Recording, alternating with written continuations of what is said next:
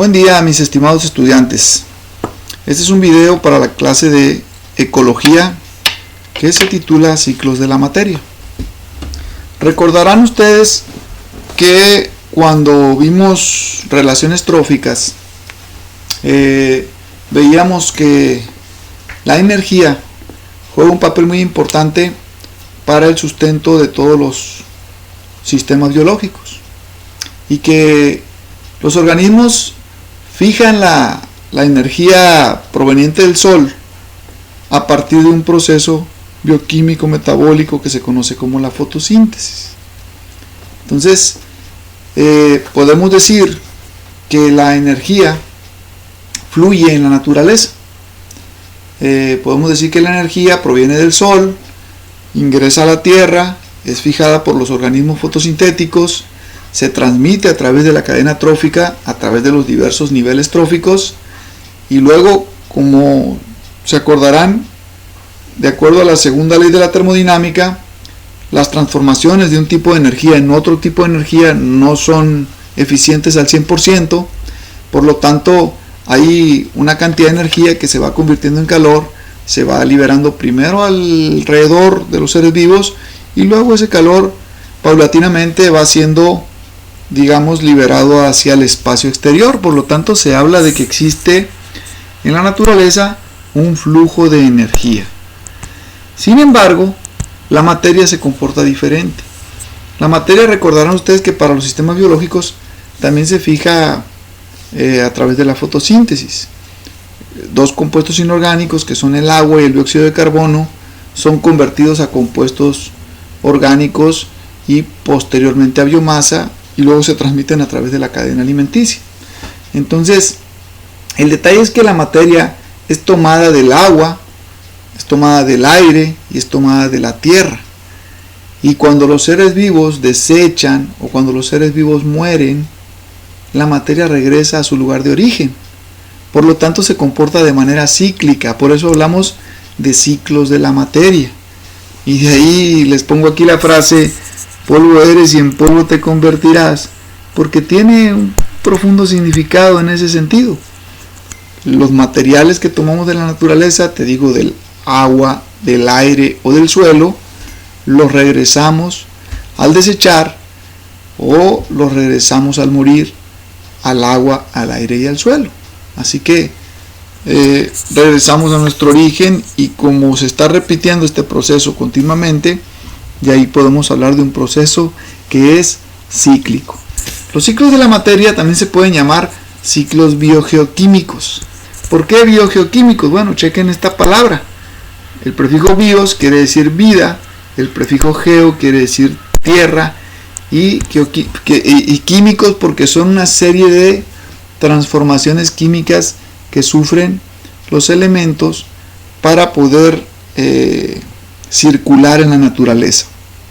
Entonces, los ciclos de la materia, si nosotros los estudiamos de manera individual, elemento químico por elemento químico, pues se van a dar cuenta que son una serie de transformaciones químicas y bioquímicas bastante complicadas. ¿Por qué digo que si los estudiamos elemento por elemento? Porque recordarán ustedes que la materia está hecha de diferentes tipos de átomos. Los diferentes tipos de átomos los conocemos gracias a ese catálogo de átomos que se conoce como la tabla periódica, donde se ven los diferentes tipos de átomos que son conocidos como elementos químicos. Entonces, para estudiar los ciclos de la materia, nosotros nos vamos a remitir precisamente a los elementos químicos más abundantes en los seres vivos, que también son conocidos como elementos biogenésicos. Bios, vida, génesis, origen. Son aquellos elementos químicos que dan origen a los seres vivos y que ustedes los recordarán como el famoso CHOMS, que son carbono, hidrógeno, oxígeno, nitrógeno, fósforo y azufre. Entonces, los ciclos de la materia o ciclos biogeoquímicos, para poderlos conocer todos, pues necesitaríamos conocer, digamos, cómo circula cada uno de los elementos químicos que se encuentran en la naturaleza, y pues eso sería bastante complicado y bastante tardado. No nos vamos a meter a un enredo de esa magnitud. Lo que vamos a hacer es que nos vamos a centrar en los 6 principales elementos químicos en los seres vivos que están aquí expresados. Y no es que vayamos a conocer todo el proceso químico a detalle. Vamos a centrarnos en algunos puntos más importantes, que es lo que nos interesa conocer con motivos de cumplir los propósitos y las competencias de nuestro curso de ecología. Los ciclos biogeoquímicos se clasifican en dos tipos: ciclos gaseosos y ciclos sedimentarios. ¿Por qué ciclos gaseosos? Bueno, porque la forma química que predomina en estos elementos sería la forma gaseosa. Y aquí tenemos carbono, hidrógeno, oxígeno, nitrógeno. Y en los ciclos sedimentarios tenemos al azufre y al fósforo. ¿Sí? Entonces, vamos a ver qué vamos a estudiar de cada uno de estos 6 ciclos en particular. ¿Qué es lo que nos interesa conocer? Para que vean que es bastante sencillo. Fíjate, aquí me llegó una notificación para que vean que estamos trabajando constantemente. Bueno, ¿cómo estudiar entonces estos ciclos, estos 6 ciclos? Lo que queremos conocer de estos 6 ciclos son los siguientes puntos centrales. Fíjate bien: fuente del elemento, es decir, de dónde los seres vivos agarran ese elemento químico para incorporarlo a la cadena alimenticia. ¿Sí? ¿De dónde lo toman? De la naturaleza. A eso le vamos a llamar fuente del elemento o fuente natural del elemento. En segundo lugar, ¿para qué sirve el elemento? ¿Para qué sirve cada elemento químico? Esto no lo vamos a analizar ahorita porque ustedes ya lo han visto en sus clases de biología. Es importante que lo recordemos. O sea, por ejemplo, algunas cosas básicas como que el carbono, gracias a su tetravalencia, forma grandes cadenas muy ramificadas o incluso cíclicas, y es la base de todos los compuestos químicos de interés biológico, ¿verdad? Recordarán ustedes que los seres vivos están hechos en primer lugar de agua, en segundo lugar, hablando en términos de compuestos químicos, en segundo lugar de proteínas, y luego siguen los carbohidratos, los lípidos y los ácidos nucleicos. Recuerden de qué está hecho cada compuesto químico que he mencionado. Por ejemplo, el agua, pues de hidrógeno y oxígeno. Las proteínas, de chon, a veces con alguna combinación de algún otro, por ejemplo de azufre. Los ácidos nucleicos, de chomp, o sea, de carbono, hidrógeno, oxígeno, nitrógeno y fósforo. Los carbohidratos y los lípidos, de cho, es decir, de carbono, hidrógeno y oxígeno. Desde ahí ya podemos ver cuál es la función biológica de cada uno de los elementos que estamos mencionando. Luego dice, organismos que fijan el elemento. ¿A qué le vamos a llamar fijación del elemento? Fijación quiere decir que agarras el elemento, bueno, que el ser vivo agarra el elemento de su fuente y lo incorpora a ser parte de su cuerpo. Lo incorpora a la cadena alimenticia. A eso le llamamos fijación del elemento. En la mayoría de los casos es fácil fijar un elemento químico, pero hay elementos químicos como el nitrógeno, que en su forma química es muy inerte, ahorita lo vamos a ver, y que cuesta mucho trabajo fijarlo, así que los únicos capaces de fijar el nitrógeno pues son las bacterias y las cianobacterias. Y luego la cuarta cuestión que vamos a conocer de cada ciclo es qué organismos regresan el elemento a su fuente, a su forma común, al lugar de donde lo tomaron, para que se cumpla el ciclo, ¿verdad?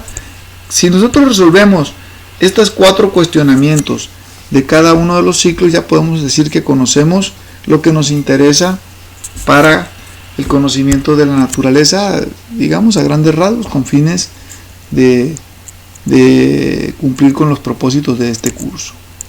Y aquí vamos a observar un diagrama de cada uno de estos ciclos, de estos 6 ciclos, que son carbono, hidrógeno, oxígeno, nitrógeno, azufre y fósforo. Traté de que fuera un diagrama de lo más sencillo, que digamos no incluya tantas reacciones químicas para no complicarlo, porque a nosotros lo que nos interesa es básicamente ver la ruta que sigue cada elemento químico en la naturaleza. Aquí vemos el ciclo del carbono. Observen que el carbono anda en una forma química que es el dióxido de carbono, que es prácticamente el humo que sale cuando quemas un papel o un madero, y que nosotros también lo desechamos durante la respiración. Entonces, ese dióxido de carbono anda en suspensión en la atmósfera o anda disuelto en el agua. Los fotosintéticos, en este caso aquí está el ejemplo del arbolito, lo toman para la fotosíntesis y lo convierten en compuestos orgánicos. Luego se transmite a través de la cadena alimenticia a los herbívoros, a los carnívoros y así sucesivamente. Durante la respiración ya dijimos que se desecha dióxido de carbono, así que regresa al agua o al aire. Luego los organismos al desechar o al morir también se descompone el dióxido de carbono que va a dar de nuevo al aire, o bien que si estamos hablando de muchos cuerpos que van cayendo al fondo del mar o en el suelo, esos depósitos, esos cuerpos pueden derivar en depósitos de carbón, grandes depósitos de carbón, y es entonces a la postre, pasando muchos años, millones de años incluso, puede convertirse en depósitos de carbono mineral, o puede convertirse incluso en los famosos combustibles fósiles como el petróleo y sus derivados, ¿verdad? Entonces hay que recordar también que la combustión de combustibles fósiles o de carbono mineral provoca la formación de dióxido de carbono. De hecho, esta combustión por automóviles, industrias, viviendas, gasto de energía, etcétera, es la que está incrementando el dióxido de carbono del aire, y eso está provocando un problema de contaminación que se está reflejando en un calentamiento de la Tierra a nivel global, que tiene algunas consecuencias que ya las vamos a ver un poquito más adelante. Luego tenemos el ciclo del hidrógeno, que no es otra cosa que el ciclo del agua, que ustedes ya lo conocen. Evaporación, transpiración, vaporizan el agua, la mandan al aire, en el aire se condensa. Una vez que se condensa, cuando adquieren volumen las gotitas ya condensadas, vencen la resistencia del aire y por gravedad se precipitan al suelo, y luego ya cayendo al suelo pues hay escurrimiento, hay filtración, y luego nuevamente viene la evaporación, y así está dando vueltas el hidrógeno. Recuerda que el hidrógeno pues es componente del agua, que es un compuesto que es el más abundante en los seres vivos, que anda más o menos como entre un 60 y hasta un 95% de porcentaje corporal, dependiendo de la especie, y que también es componente del hidrógeno de compuestos como las proteínas, los carbohidratos, los lípidos, los ácidos nucleicos, las vitaminas, en fin, es muy importante. Ese es el ciclo del hidrógeno a grandes rasgos. El ciclo del oxígeno, que aquí dice oxigenio, pero me gustó la imagen, está al parecer en portugués, pero bueno, sabemos que aquí debe decir ciclo del oxígeno. El ciclo del oxígeno, recordarán ustedes que el oxígeno puede ser tomado ya sea en forma de agua para ser incorporado a la cadena alimenticia, o bien puede ser respirado cuando se encuentra en una forma diatómica O2, ya sea en el aire, por todos los seres vivos que vivimos en el aire, o en el agua, disuelto en el agua, por todos los seres vivos que viven en el agua. Acuérdate que ese oxígeno lo produce la fotosíntesis. Los mayores productores de oxígeno a nivel mundial no son los árboles, como mucha gente cree en lo coloquial, en lo cotidiano, sino son las bacterias marinas fotosintéticas. Son las mayores productoras de oxígeno a nivel mundial. Sin embargo, pues los árboles sí desempeñan un papel muy importante también en la producción de oxígeno. Recuerda que los fotosintéticos son las algas, las bacterias, las cianobacterias y las plantas. Entonces, el oxígeno es tomado por la respiración y es desechado en forma de dióxido de carbono. Ahí va el oxígeno también. Luego es reincorporado otra vez en la fotosíntesis y liberado en forma de oxígeno diatómico molecular. Entonces, esas son más o menos la circulación del oxígeno. Luego viene el ciclo del nitrógeno. Te decía que el nitrógeno es un elemento químico que se encuentra en el aire de manera muy abundante. Es el 78% del aire que nos rodea. El oxígeno sería el 21%, y entre los dos suman el 99%. O sea, la mayoría del aire que nos rodea y que respiramos en cada bocanada de aire es oxígeno y nitrógeno en un 99%. El nitrógeno se encuentra en una forma diatómica que es muy inerte, así que no la podemos tomar nosotros directamente. Lo toman las bacterias y las cianobacterias y lo incorporan a la cadena alimenticia. A este proceso se le llama fijación de nitrógeno. Las raíces de las plantas, ya lo hemos platicado en clases anteriores, tienen unas bacterias que ayudan a la fijación de nitrógeno que se llaman Rhizobium. Lo vimos en relaciones interespecíficas y que juegan un papel muy importante para convertir el nitrógeno en una forma soluble o aprovechable, digamos, por los seres vivos. Luego ese nitrógeno, una vez que es incorporado a la cadena alimenticia, a través de los desechos regresa nuevamente al suelo o disuelto al agua. Y hay unas bacterias que lo convierten nuevamente en esa forma de nitrógeno inorgánico que va a dar a la atmósfera disuelto en el aire o disuelto en el agua. A ese proceso se le conoce como desnitrificación, y las que realizan la desnitrificación son también algunas bacterias. El nitrógeno es importante porque acuérdate que los seres vivos están hechos primero de agua, en segundo lugar de proteínas. Las proteínas están hechas de aminoácidos, y los aminoácidos, como su nombre lo dice, amino, acuérdate que el grupo amino químicamente tiene nitrógeno. Entonces sin nitrógeno no hay aminoácidos, sin aminoácidos no hay proteínas, y sin proteínas no hay célula. Representa como el 90% del peso seco de una célula, la proteína, nada más imagínate, el nitrógeno es sumamente importante. Luego sigue el fósforo, que el fósforo está presente en la membrana celular. Acuérdate que la membrana celular está hecha de una doble capa de fosfolípidos, grasas con fósforo, ¿sí? Y además está como componente de los ácidos nucleicos, que son los encargados de la herencia de características entre los seres vivos. También está presente en el ATP, que acuérdate que es la moneda energética de la célula, es el combustible de uso directo de la célula. El fósforo tiene una gran importancia biológica y es abundante en el suelo principalmente, de ahí lo toman los organismos fotosintéticos, o ya sea también puede ser disuelto en el agua. Lo toman los organismos fotosintéticos, lo meten a la cadena alimenticia, y todos los organismos al desechar lo regresan al ambiente nuevamente. Entonces aquí tenemos una imagen muy sencilla del ciclo del fósforo. Aquí lo puedes ver, que los que absorben el fósforo en la forma mineral son los fotosintéticos, y luego el resto de los organismos de la cadena alimenticia lo van aprovechando y lo van desechando a través de las excretas o de la materia fecal. Y el ciclo del azufre es parecido al ciclo del fósforo. Lo toman los fotosintéticos en el agua y en tierra a partir de los minerales de la tierra, lo meten a la cadena alimenticia, se lo van pasando por la cadena alimenticia, los desechos lo van regresando nuevamente al suelo. Pero también el azufre tiene una característica: puede ser emitido en forma gaseosa, ya sea principalmente por las erupciones volcánicas, o también por emisiones de las industrias o de algunos vehículos, y cuando se acumula de manera importante en la atmósfera, se puede combinar con el agua de la lluvia y producir lo que conocemos como lluvia ácida, de la cual vamos a hablar más adelante ya a más detalle, pero que les puedo anticipar que es un fenómeno nocivo, muy nocivo para el ambiente, que se presenta principalmente en las grandes ciudades como Ciudad de México, Beijing, Tokio, Nueva York, ese tipo de ciudades altamente contaminadas.